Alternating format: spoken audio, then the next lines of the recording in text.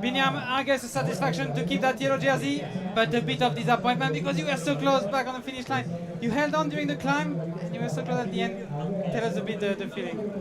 Yeah, to be honest, it's today I want to thank my teammate because they did a super incredible job. As we see from the start to the finish, we controlled the race, and unfortunately, 4 guys went to the breakaway, and we do what we can do. I almost sacrificed everyone until the last moment, and yeah, the guys in the front was also super strong, and I would like to win this race to finish off the hard work of my teammate, but it is what it is.